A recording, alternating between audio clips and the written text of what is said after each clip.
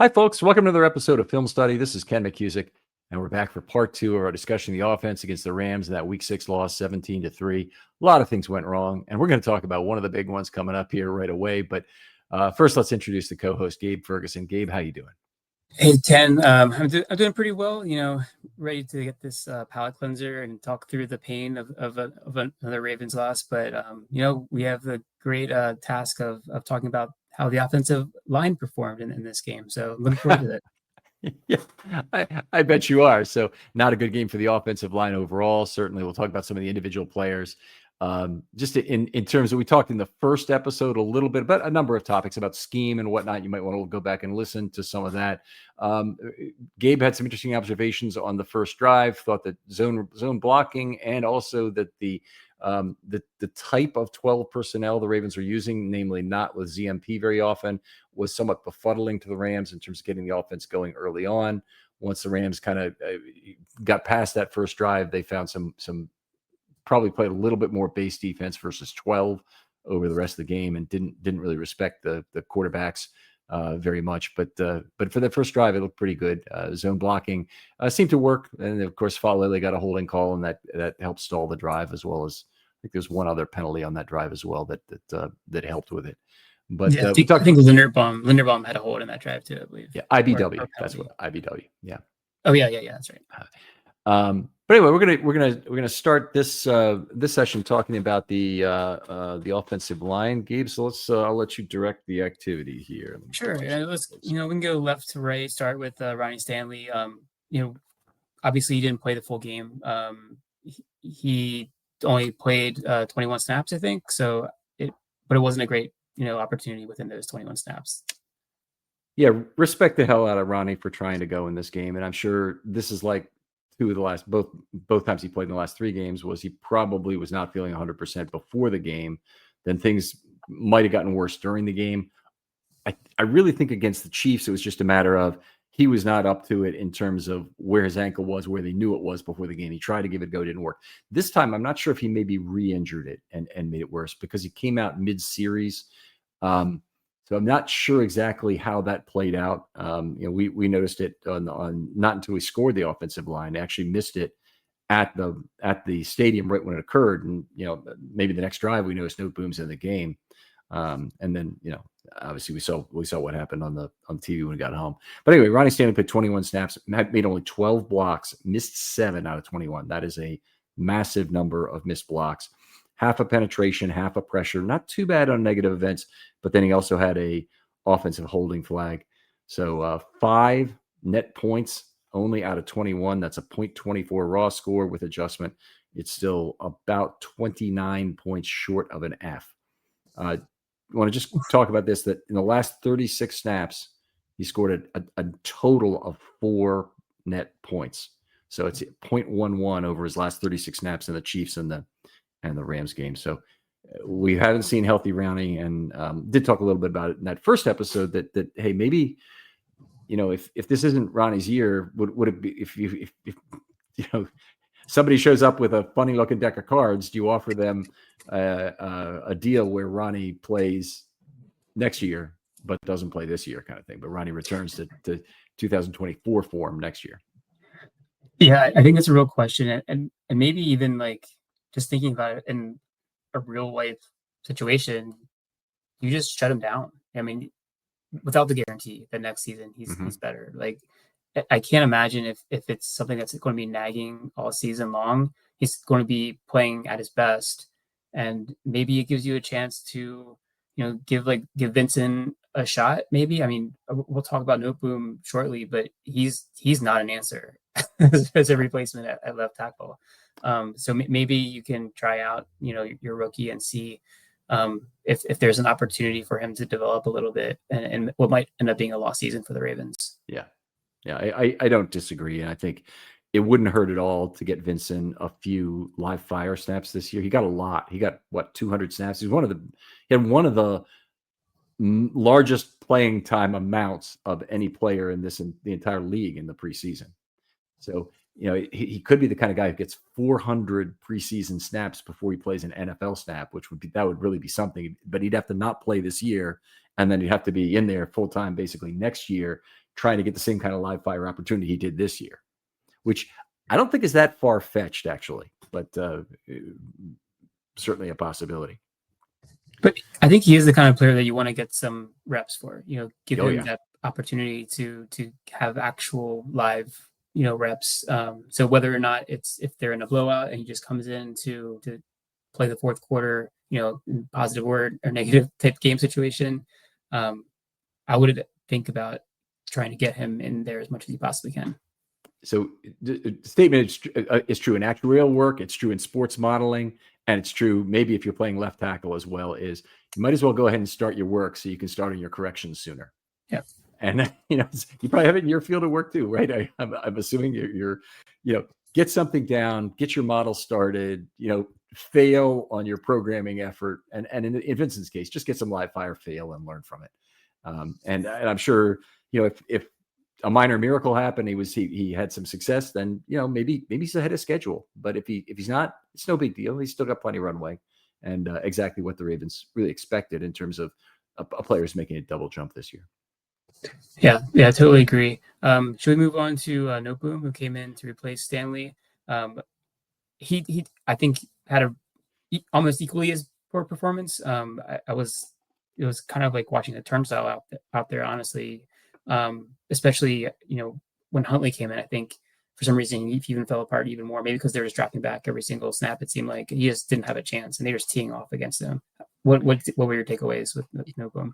Yeah, so 53 snaps for Noteboom, and I think you kind of separated it properly there. When Huntley came in, he was just awful. I mean, he had actually played pretty well. I think he had 2 negative events before. Let me just look at it really quickly. Yes, he had 1 pressure allowed during the time Rush was in, and then in the fourth quarter with Huntley in there, he allowed a sack, a pressure, and a quarterback hit, all in a relatively, in the drives that Huntley was in, which was not that long. So overall was not good. 53 plays, 41 blocks. He missed 7. 3 pressures allowed, 1 quarterback hit allowed, 1 sack allowed. One of the big things about the guys in this game is they allowed a lot of full units of the event. So normally when there's a sack, I would say a pretty darn high percentage of the time that sack gets distributed among multiple players who had partial responsibility for it. But in this game, all 4 sacks got assigned to 1 player.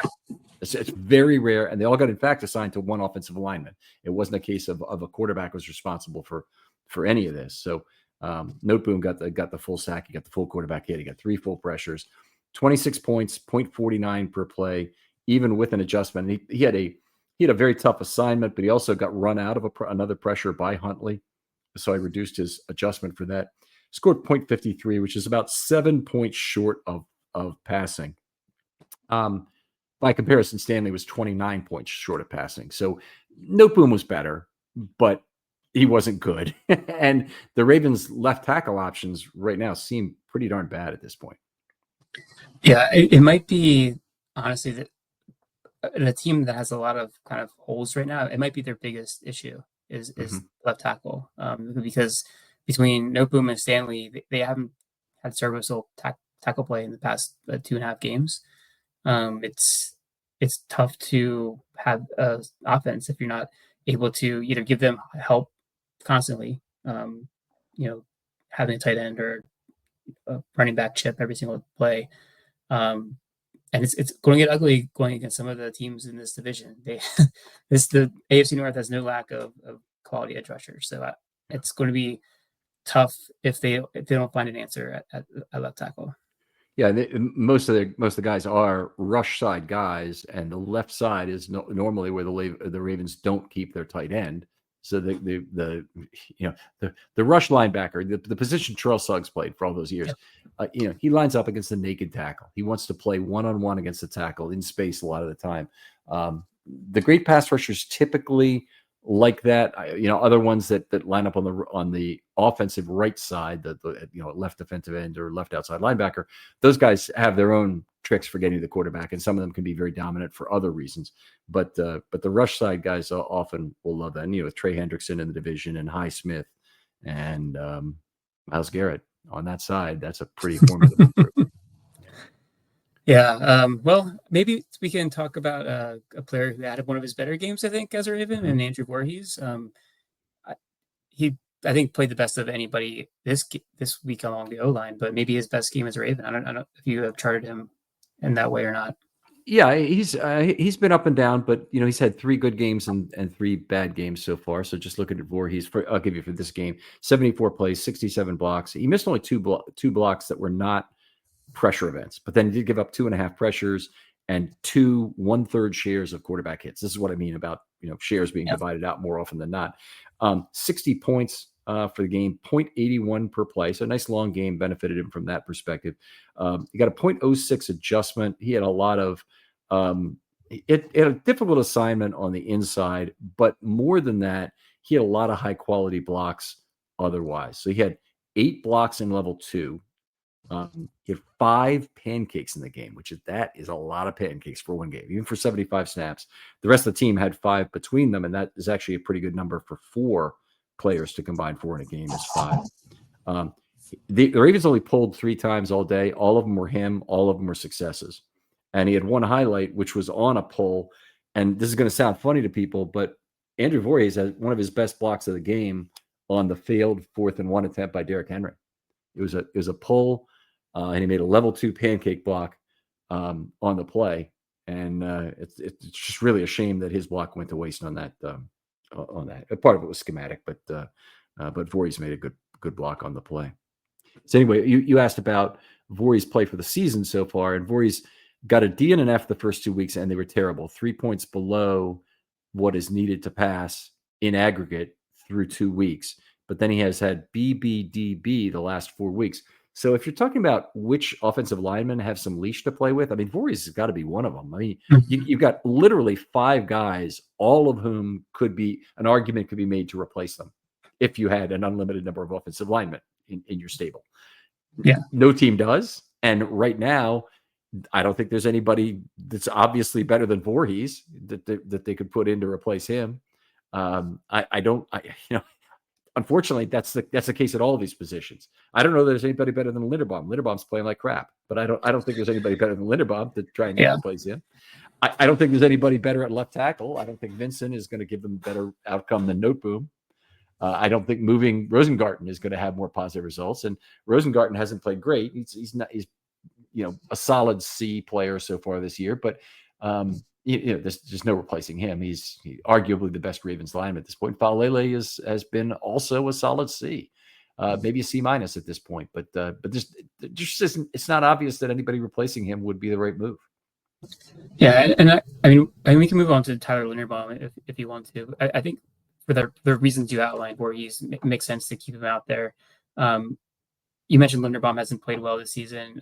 He's had some penalty issues. His pass protection has not been where it has been in recent years. It's going into the season, you would expect him and Stanley to kind of be the two like rocks. The guys you would expect the most high end play from. Obviously, Stanley's had some injury issues and his performance has suffered because of that. Is there anything with Linderbaum you think is leading to his problems that we've seen?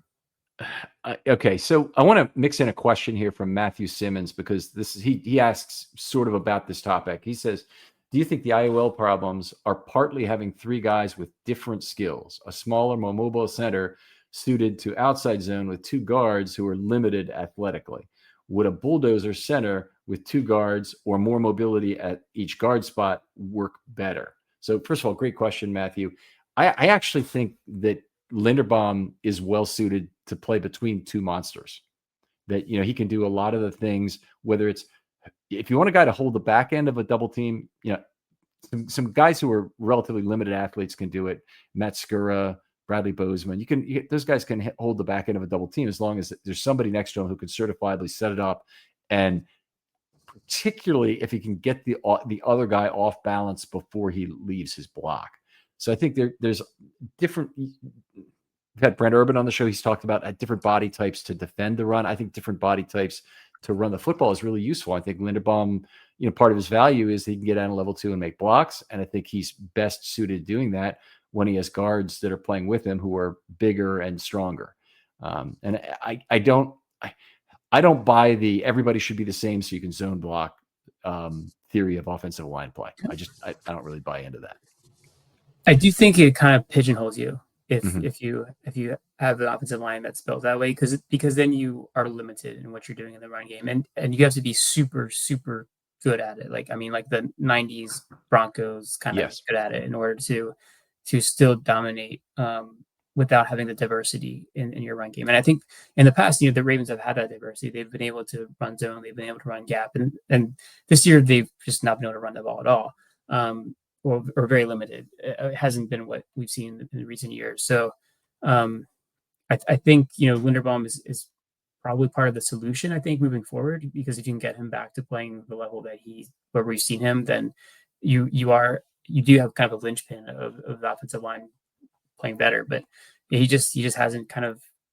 I don't know if he hasn't felt comfortable. I mean, some of the issues have been penalty, I think, and maybe he's just like trying to do too much. It's hard to say for sure. He is in a contract year, right? That's He's in a contract year. So, and right now in theory, he's one of the Ravens' most tradable players, but I'm not sure what the market is for him right now, honestly. He's just, when you're having a down year, it's harder to trade somebody. I actually think in his case, they could probably still get a pretty decent value for him if they decided that they had to move to a fire sale, and it would be before the end of October. They'd be doing this. This would be in the next 2 weeks. This would be likely to happen. Yeah. Probably would mean they lose to the Bears, or they play on October 30th, don't they? Don't they play a Thursday game or something after Sunday? I'm not sure. It might. Anyway, I think they play Miami, if I recall correctly, and I think it might be the 30th. It kind of gives them an advantage to get a trade done on Friday if they have if they have an additional sell indication by then. Yeah, you're right. They play the Thursday night game on the 30th after the Sunday against the Bears. Yep. Right. They have 2 more games in October. Trade deadline might not even be till the following Tuesday, for all I know. It might have be at the end of a week's games, because I don't think they would do it like that. But in either case, they have 2 games left to decide if they're going to be sellers or not. Linderbaum in this game, 74 plays, 63 blocks, missed 6, and then it got bad. Half a pressure. He had a third plus 2/3 of a quarterback hit, so shares of 2 difference, totaling a -3 on that. He had 1 full sack on which he also held the player. I think it was Verse stunting, and he or might have been Young, but he held one of those 2 players, and that ends up being only a -6 instead of him getting hit for both plays. But it would have been, even if Huntley had avoided the pressure and gotten off a pass, it would have been a bad result. And then he had an IBW that really killed the first drive, in part when he blocked Landman in the back as he was past the line of scrimmage. So 0.65 was his rating. The scale is tougher at center. You can call Matt Burke if you want to find out why that happened, because he always was very consistent in terms of his performance. But a total of 0.70 for him, which is 3 points below passing. Did have 7 blocks in level 2 and 4 highlights. So it wasn't like it's not like he's not trying. It's not like he's not going out there doing. He's just not up to the pass blocking responsibilities of this job. Yeah, and you mentioned that block in the back penalty. That was 10 yards downfield. It was completely unnecessary. The play was done, basically, and it just Landman had his back to the ball carrier. Yeah, it's just kind of like situational awareness. Like, you just have to be careful not to do something that could potentially be flagged there. I mean, it might have been kind of ticky-tack. It wasn't even like that egregious, but it probably cost the Ravens potentially 7 points there. They were getting down inside close to the 10-yard line. So it's unfortunate. Yeah, tough play, and obviously, there have been other questions come up, and this came from Reddit. One of the readers there was saying, is it a matter of the guards are screwing up his pass blocking? And I think there is so much wrong with what's going on with Linderbaum's pass blocking right now. I don't think it can be pinpointed to that. He really had a poor depth relationship with Voorhees on one of his plays, which is why I gave him 2/3 of a quarterback hit instead of maybe half of it if they'd shared it in terms of the exchange. I think it's easy to point to one play from Faalele here or there, and you can find them. No doubt about it. You can find a play where Faalele let down Linderbaum. I guarantee it. But I don't think it's really that significant a component of his score. I think most of Linderbaum's problems are Linderbaum's in terms of not being the pass blocker that he was in his second season. So tough rookie year, but hey, he's a rookie, even as a first round pick, lots of runway. You expect improvement, and he delivered on it in the second year. It was outstanding. Then the third year, he regressed as a pass blocker, and now in his fourth year, he's having his worst year as a pass blocker. He's the only guy who's below him on the PFF pass blocking ratings is Bradley Bozeman, who just got benched by the Chargers. So it's not looking good, and he's in a similar position on the scale as he was as a rookie in terms of his pass blocking, but it's actually probably worse in terms of the events allowed. And part of that is the phenomenon that earlier during the season, there's a wider range of outcomes than there would be towards the end of the season. Yeah, I know, this was one of the concerns you had with him when he was drafted. He's undersized center. There may be issues playing against some of the larger, defensive tackles, nose tackles in the league. To his credit, he did seem to improve there.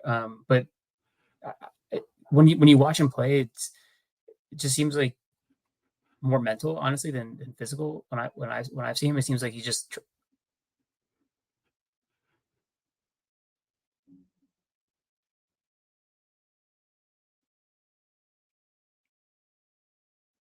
got a little bit of a glitch here from Gabe.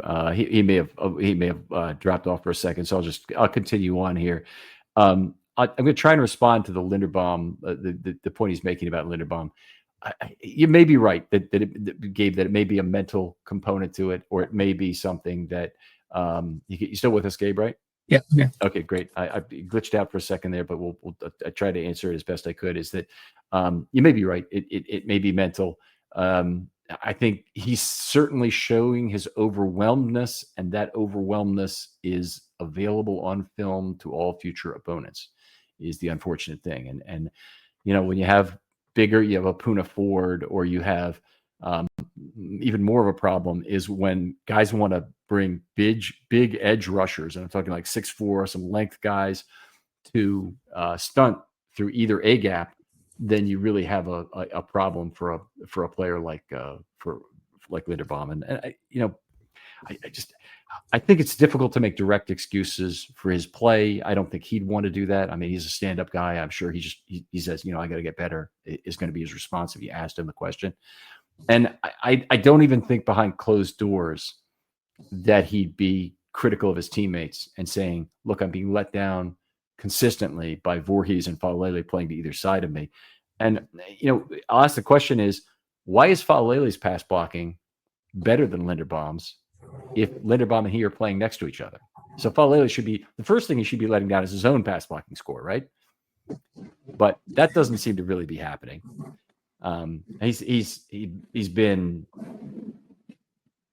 arguably, I think, the Ravens' best pass blocker along the line. He's probably been slightly below Rosengarten in that sense, but he's been pretty good relative to the rest of the line, frankly. Yeah, maybe we can move on to Falalele in this game if you'd like to. Led into it. Obviously he's the ire of a lot of Ravens fans this season. Mm-hmm. I mean, last season too. It seems like we see a lot of the same mistakes with him, especially in run blocking. He just seems like he's not able to consistently do the things you would expect of somebody who's generally bigger than everybody else in the field. You'd want him to play with power. You'd want him to play with an edge, and he seems like he's slow. His steps are slow. He reaches a lot when he shouldn't. He's on his feet, or he's not on his feet. He's on the ground a lot more than he should be. But in this game, you mentioned the pass blocking is acceptable. So what was your observation in this game with him? I mean, I'm with you on the problems. There's a lot of indecision is still a big part of his game, and that's correctable. Some of the other things about him that, as an athlete, I mean, you can't really have him pull on a pass play where you expect him to pick up a defensive end. That was something that Ben Grubbs could do. They did a little spin technique for pass blocking twice last week in week 5 with Linderbaum that looked pretty good in terms of a technique to get another lineman over there, basically to correct an unbalanced line is one way you can think of it. But with he's not capable of doing that. And if you send him to level 2, you're going to get some blocks and you're going to get some failure. And this game is probably a perfect microcosm of that. So I'll talk about the grades a little bit on that. But then, just in terms of zone blocking and whatnot, most of the basic responsibilities of being a right guard, he can handle. It's just there's enough plays where he looks completely like crap, mostly in the run game, mostly that don't matter as much as the pass game, where it's you live with that crap. And, I'm seeing the same thing everybody else out there is. I'm seeing a guy walking around looking like a freaking elephant, and not a very coordinated one, drunken elephant. Sometimes trying to make blocks. He's effective enough pass blocker that I'm willing to put up with it. And most other people, they want to play every single clip of his bad run blocks over and over again. And my only response to it is, look, I know I've got him credited for 10 missed blocks in this game. It's not like he didn't lead the Ravens in missed blocks, but the fact is he does enough to overcome that with the other things he does. So anyway, in this game, he probably didn't. I'll give it to you real quickly. 74 plays, 62 blocks. He missed 10. 1/2 of pressure allowed, 1/3 of a quarterback hit. So compared to the other guys who all had, a lot of pressure events, that's very good. But then he had 2 penalties. He had an offensive holding that was, frankly, it's one of the plays he played right from a from a technique perspective, and then he ends up getting flagged for holding on it, going to versus armpit, and then a false start later in the game that there's no excuse for, but is also a pretty minor penalty. 53 points, 0.72 per play. With a small adjustment, he's at a D+ for this game, which is the second best grade among the Ravens linemen. Just think about that. That's tough. That's tough. I mean, what do you do on an offensive line where a D+ is your second best guy? And it's also when you have 2 players who got scored, or an extra player who got scored, so it's 5 players who couldn't even get there. Yes. D+. Absolutely true. And he's been on the C- border for the year right now. Let me see where I have him for the year here. Just take a second. So Falele's, he's got a 0.74 points per play, and his average adjustment per game has been right around 0.04, I would say. So at 0.78, he'd be towards the bottom of the C range. 77 will get you, 76 is a C-, 77 will get you the bottom of the C range. So he'd be a 78 so far this year. So that's who he is. If you look at PFF, they're comparable in terms of where they have him rated, and they overweight run blocking. So, let me tell you about the online cannabis company that's changing the game, Mood.com. They created an entirely line of functional gummies, 100% federally legal THC blends, discreetly delivered right to your doorstep. And here's the best part. You can get 20% off your first order at Mood.com with the promo code RAVENS. Now, I've tried a bunch of their gummies myself. Each one's totally unique. The Sleepy Time gummies knock me out right away. They help me unwind fast, leave me refreshed the next morning. The Epic Euphoria gummies, they're perfect for when your day just isn't going the way you want it to go. What makes Mood special is how they pair the THC with natural herbs and adaptogens. You won't find blends like this at any local shop. They've got gummies designed for focus, relaxation, clarity, even energy, all made from cannabis grown on small, family-owned American farms. No pesticides, no shortcuts, just high-quality weed you can trust. Plus, Mood backs everything with a 100-day satisfaction guarantee. So head on over to Mood.com, check out their amazing selection, and don't forget to use the promo code RAVENS at checkout to save 20% off your first order. I understand that people don't like the way it looks, but it's just not that bad in aggregate in terms of the value of what he's doing. Yeah, I think if you're looking at the offensive line problems, there are issues with Valele. I think it's hard to have a consistent running game with him as kind of like one of those people the guards should be the big contributors to your run game. And when he's like a negative or at least a neutral in the running game, you can't consistently expect him to make level 2 blocks. I mean, he's on his knees or on his stomach a lot because he's falling over. He's missing his block. And when he misses, it seems like it's a big miss. And that's always been the case with him. It's like even in pass protection, when he misses his block in pass protection, it's always a big miss. It's an obvious thing. He looks completely lost.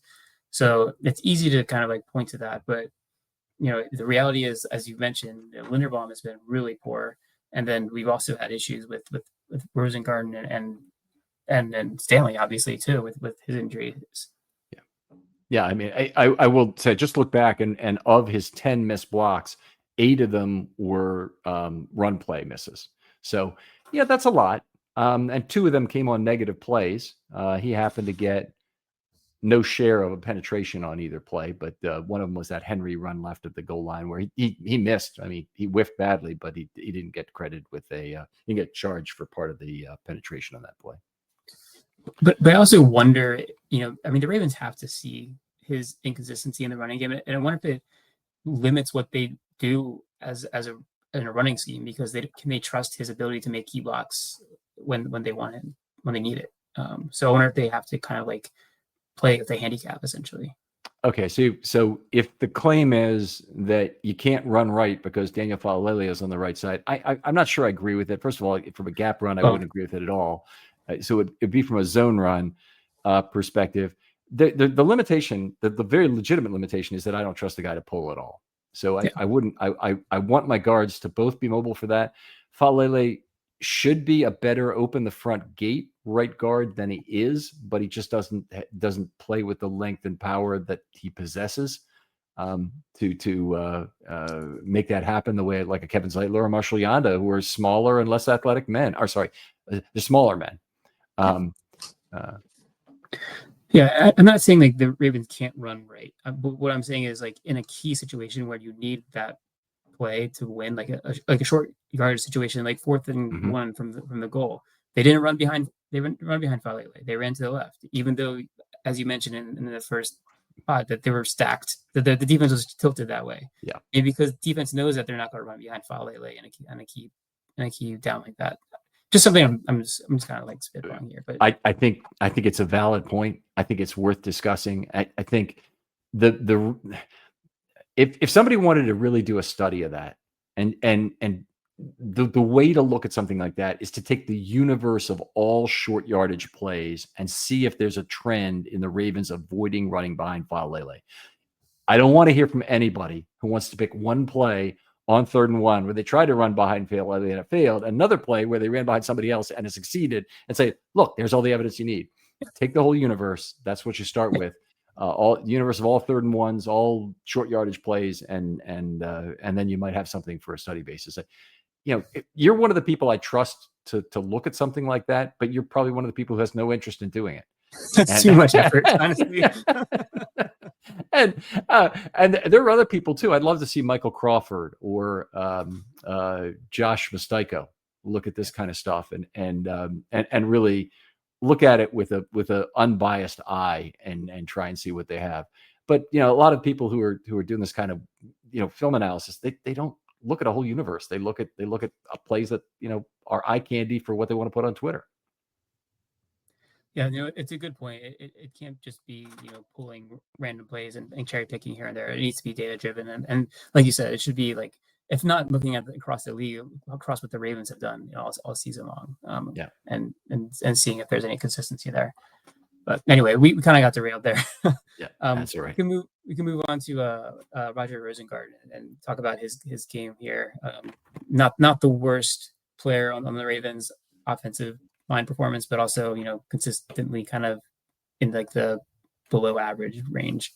Yeah, he had done a good job, like Noteboom, for all of the time Cooper Rush was in the game, and then the dogs were cut loose, frankly, when Huntley was out there, and he struggled a lot. He gave up 2 sacks while Huntley was in.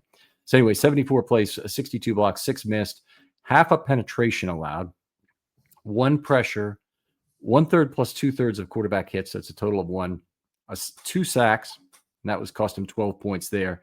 He scored 44 points in total, 0.59 per play. With adjustment, that takes him up to 66, which is a D, 2 level 2 blocks, and 3 pancakes. So it's not like he did nothing good in the game. It's too much of a bad thing to have 2 full sacks on your record.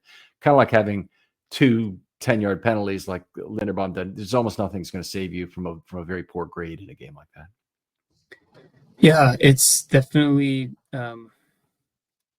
it's a lot in one game to kind of overcome, and it also had impact. There's a reason for that. There's a reason why that grade is impacted by that, because when you're having 2 very big negative plays, it's hurting your offense quite a bit. Sacks are one of the worst plays you can take in a football game. It massively impacts your winning opportunity when you take sacks. Almost every drive is ended by a sack. I mean, not every drive, but a lot of drives are ended if you have a sack in it. It's sacks, holding penalties, they're drive killers. And in this instance, it happened in both ends when the Ravens were backed up, but also when the Ravens were in the scoring zone and in the red zone, they take a sack and it's brutal. Or if you get a hold in the red zone, it's brutal. It really, it takes you from potentially getting a touchdown or a high likelihood of a touchdown to you're maybe in field goal range. And if you're down 2 scores, you're not going to get any points because you're going to have to go for a touchdown. So it's just bad. And he's been, someone who's been up and down. I think he's still young. He's still a chance for him to get better. So I'm optimistic, but he needs to kind of shore it up for me to be someone you can rely on moving forward as a anchor on your offensive line. It's been a solid C for the year. His grades by game have had tremendous variance. F, A, C minus, A minus, B, D. So kind of not a guy exactly what he's going to do in any given week. Let's put it that way. Yeah, I mean, if he can be a consistent B, then that would be great. That would be a win for the Ravens. Be a big step up, frankly, from where he is now. He's only, it'd be a big step up. All right, let's move on. Talk a little bit of individual players, and we talk about skill position players at this time generally on the show. Gabe, who do you want to talk about? There's a lot of players that didn't really do much in this game, so but I kind of want to talk about that feature, the fact that they didn't get involved. So I'll go with the wide receiver. I'd like to talk about Rashad Bateman before I would have been on the podcast. I've been a big Bateman fan. He's not really done much for the team this year. There's potentially a lot of reasons why, but at this one, I feel like I want to lay at the feet of Todd Monken and on this offensive scheme that the Ravens have been using. They have done a very poor job to scheme players' opportunities. It seems like it's always pulling teeth this season for whatever reason. The offense is not fluid. The sequencing of plays doesn't always make sense. They're not kind of building into each other. There's not enough play action. This game, they barely used play action. They were running the ball effectively in the first drive, and they barely used play action, even when they had the threat of the running game. The first play of the second half, they came out and ran play action. Andrews would have been a 15-yard completion if they hadn't had that kind of bogus offensive pass interference call on him.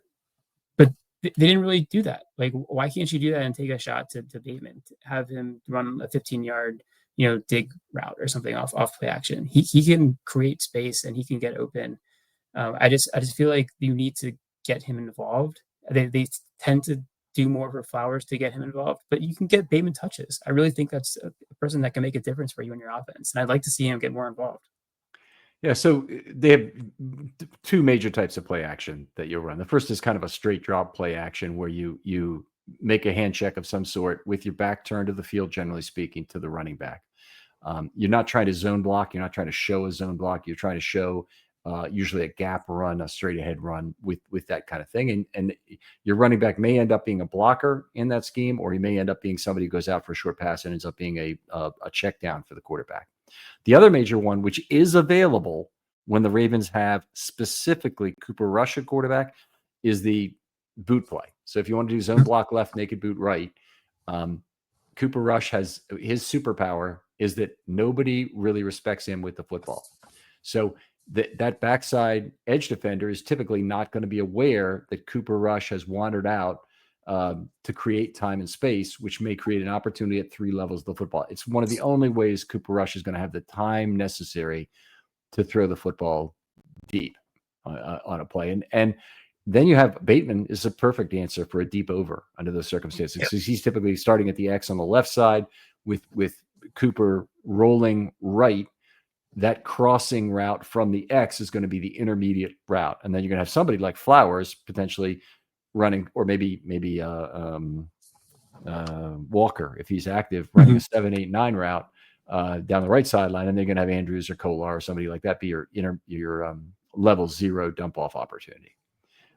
But they, for whatever reason, I think they did run that once in this game, and I'm trying to remember the exact circumstances, and might have been Byron Young on that side, and he wasn't He wasn't right on time to recognize it, but he wasn't as late as you would hope either. And part of the problem was he wasn't blocked at all.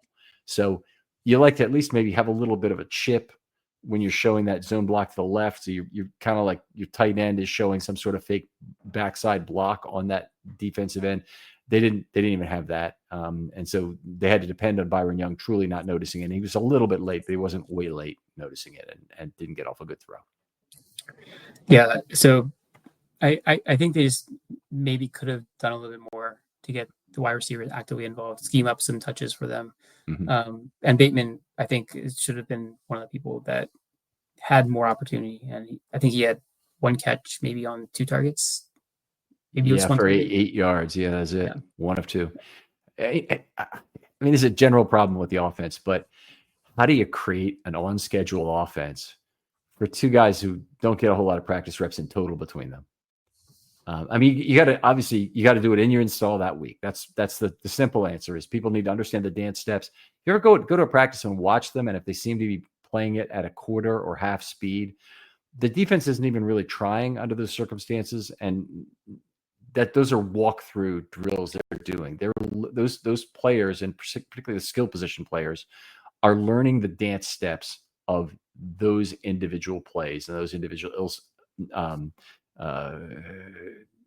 steps they take on those plays so that they'll be in exactly the right place and the quarterback can know where to expect them to be when they turn for the football and how soon that's going to occur.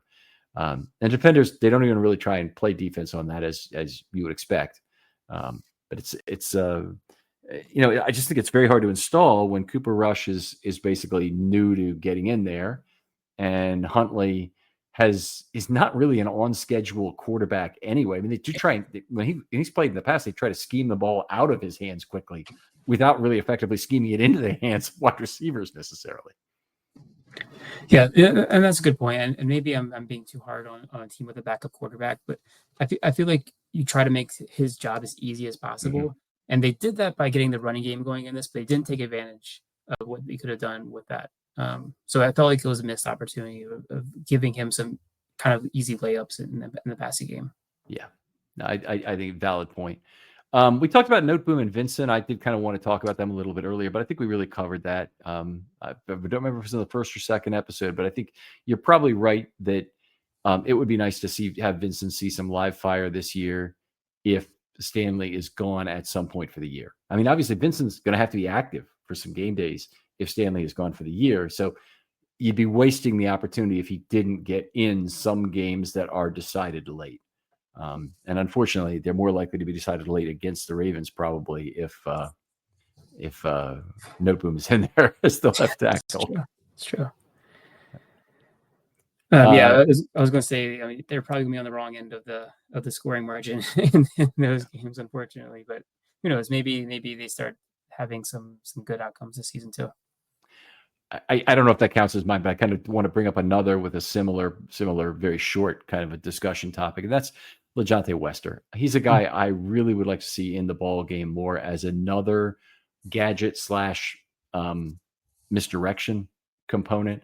And he's in there for, I don't know, 2 or 3 snaps the last 3 games, it seemed like. I mean, it's just been a handful of snaps in total. I'll look it up while Gabe mentions him to him. And really unfortunate to see him fumble the ball because I think it'll limit offensive opportunities he might get. But then he really made up for it with that, very effective punt return immediately after the penalty was enforced. Yeah, I don't know if the Ravens have much plan to use him on offense this season. I feel like, if there is a guy who's going to step up, it's going to be Walker if he's healthy. But Wester is definitely someone who can do like some of like the interesting gadget type plays. I think if you can get him a couple of blocks on the outside, we've seen what he can do in the return game. There's no reason why he couldn't have some impact, I think, if the play was designed properly and if they caught the defense potentially sleeping. So far this year, he's been used on 11 total plays. 4 times he's gone out for a pattern. 7 other times he's had some form of run blocking assignment, which oftentimes with a player like him means some sort of jet motion and a misdirection assignment. That's something, but it's 11 plays in 6 games. They haven't made nearly the commitment I expected to get him on the field for some gadgetry, given how effective that he's been as a return man. And obviously, I don't think it's going to help that he fumbled the ball. I also don't think it's going to hurt that Flowers fumbled the ball twice for him to maybe get another opportunity. Yeah, I mean, I think Flowers is still going to get his opportunity. So he's someone the Ravens need, frankly, in order to be the offense they hope to be. Wester's kind of an interesting player that they might want to get some looks in similar situations where there may not be too much on the line in the game. Well, but I'm not suggesting by any stretch that Wester would replace Flowers. Yeah. But I'm saying that Flowers is of much more importance and value to the Ravens down the field where he can impact the safety, and Wester can do a lot of what Flowers can in terms of jet motion misdirection. Yeah, that's a good point. It'll be interesting to just see what if they could use him on the field more often as a distraction. As someone who can take the defense's attention. Let's we talked a little bit about likely kind of his impact, his ability to kind of dictate personnel packages a little bit. I'm interested to seeing him ramp up his activity. I think we barely saw him playing in the first game back. He's slowly kind of increasing his role in the offense. What that looks like as a pass catcher, I'd like to see. He was used, I think, more so in some of those intermediate routes in this game, and I feel like Cooper Rush just wasn't looking downfield very much. Huntley either, frankly. But it might be interesting what he can do once Lamar gets back. Have him kind of be someone who can stretch the field in that 15, 20-yard intermediate targets, the seam, some of those like deep over kind of routes. Because if Ravens our teams are going to match the Ravens personnel with nickel, he can still be a good option in the passing game. And if they go heavy, absolutely he can win against a linebacker. So I'm curious to see what his impact is in the second half. Yeah, I mean, he'll have more impact with Lamar just because Lamar can hold the ball for longer, more effectively, and likely is an outstanding extended play receiver. Just some of Lamar's biggest plays have ended up going to likely after a lot of time holding the football. So that should be something they should succeed at. It's hard for me to really say one way or another whether likely really feels right now, but he doesn't seem to be getting tons of separation at this point. So I'm a little concerned about that.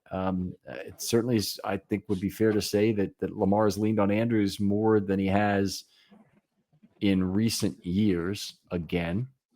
So last year it was a reduced target year for Andrews, and the year before was a reduced target year for Andrews. And I think that was a very healthy thing for the tight ends in general. The tight ends got less total opportunity, but they were high value opportunities and they had fantastic stats. This year, not so much anymore. They've had had at least one interception and maybe two interceptions now thrown into the tight end. I'm thinking about one of Rush's interceptions in his first game, but they only had one interception in the last 2 years, throwing to the tight end with 30 touchdowns. And in this, and then Cooper Rush, I think, has thrown two since he's been back. So no, actually, I'm sorry. Lamar threw one. His one interception was thrown down the right sideline, and Chanel intercepted it. And then I think Rush also had one throw to a tight end as well. So, there's the more forced targets you have to Andrews, the less I like it. I do like Hopkins as more of the forced target guy. As if we're looking at guys who I think still could see maybe a little more play than they have. Hopkins really hasn't played too many total snaps, but when he's been in there, he's been very effective. Yeah, I agree. I think Hopkins in a better, looking team environment would be seen as a huge addition. If they were, instead of 1-5, they were 3-3, or even better than that. You could point to Hopkins as being one of those difference makers. I think in the offense, he's made a lot of clutch catches for them. And to your point, he has been able to make those contested catches on key, third downs. Obviously, he scored a couple of touchdowns for them. But we might see his role diminish, with likely coming back, unless he kind of takes over some of the snaps from Flowers or Bateman to be in there on the 12 personnel snaps. All right. Well, there's certainly room for that.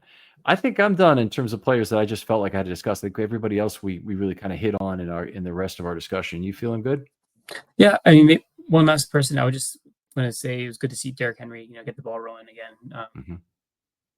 He looks like if he's not getting hit in the backfield, he can still be the player that the Ravens want him to be. He just if he gets penetration and gets hit before he gets going, it's pretty much game over for him. So it really depends on the blocking up front.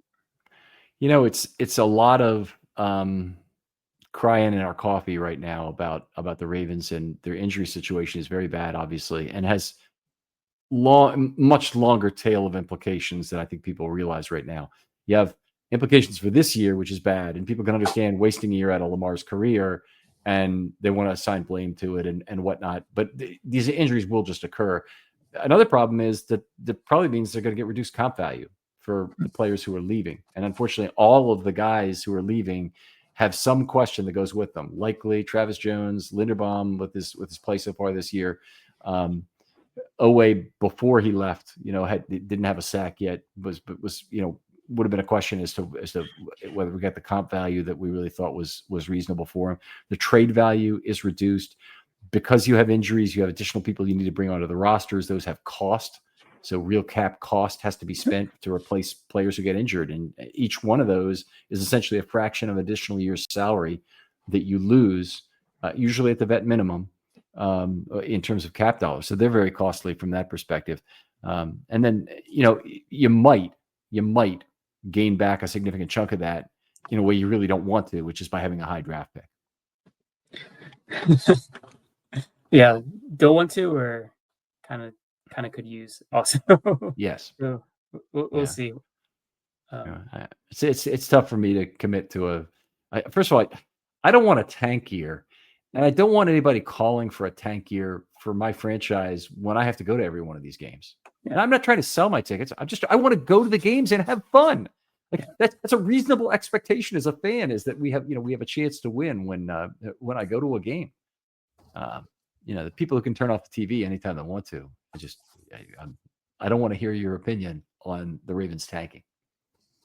I think that's fair. As someone who's been a season ticket holder for a very long time, you own that ability to want to enjoy the games that you go to. And when they're tanking, you don't want to go to the games. Like, why would you? There's nothing to really take out of it. Clearly, there's a lot of people who are in that boat, and they're saying it's not even worth it to go to a football game. I don't understand the mentality. I mean, you have Ravens season tickets. I mean, my God, we went without football for 12 years here. It was miserable. We have a team. They've been incredibly successful over their entire 30-year run relative to any reasonable expectation. Okay, you can whine about Harbaugh not being the guy you want, or that they've only won 2 Super Bowls. Boo hoo. And the Lions and the Browns and every other team basically is gonna not be too sympathetic for the Ravens situation. But they've had a tremendous amount of success, and we've been very fortunate. So it's hard for me to give up that privilege. Want that privilege to be degraded in some way. So we've had it very good here, and I think people. It's unfortunate people are not going to the games. I do understand it, that you might, especially when it gets cold, but we've had great weather here recently for games too, and it's really hard to see empty seats at a Ravens game under these circumstances. But then again, Cooper Rush and Tyler Huntley at quarterback, I kind of get it. So all right. Well, Gabe, always great talking football with you. Thanks for coming on again. Tell folks where they can talk football with you if they want to. Yeah, thanks for having me, Ken. It was good to talk ball, talk Ravens. Had a really interesting conversation about offense performance direction that it's going, things that maybe we could see improvements in. People can find me on Twitter at Gabe Fergie. That's place I'm most active. Generally, I like to watch the football games, tweet along my opinions and observations. So. Some of you might agree with me, and that's great. Some of you might not, but I'm always open to a good, healthy conversation about it. All right, great. Gabe is certainly somebody you want to tag in on a conversation when you're having a good conversation about football. He'll add a net positive to that, I guarantee, even if you don't agree exactly with him. Thanks for everybody who submitted questions for this episode. By the way, high quality questions. We really appreciate that from the audience on this show in particular, that the questions tend to be of outstanding quality. Use hashtag Filmstudy Mailbag if you'd like to get on the next one, or if you want to be on Friday Morning GM. And there's been a lot of questions for Friday Morning GM for Vas and I, and they've been a lot of fun to go through as well. Appreciate all this. Look forward later this week. I'll be talking with Brian McFarland actually tomorrow. It'll be posted on Monday and Tuesday of next week with our bi-week roster evaluation. If you've heard this before, if you're used to it, you probably want to listen to it again, but it's dividing the roster into the 5 key categories of young producers, the up and coming players, the developmental players, we call them, the market value players, the cap value concerns, and the transitional players. So it's always fun to do that with Brian, and he has some great insight into cap issues that will come up and be woven into everything there, as well as, just good football understanding and knowledge as well. So look forward to that. Look forward to recording that. And I hope you guys will look forward to listening to it as well. Gabe, thanks again for coming on. Ken, it's always a pleasure. Thanks for having me. And we'll talk to you next time on Film Study.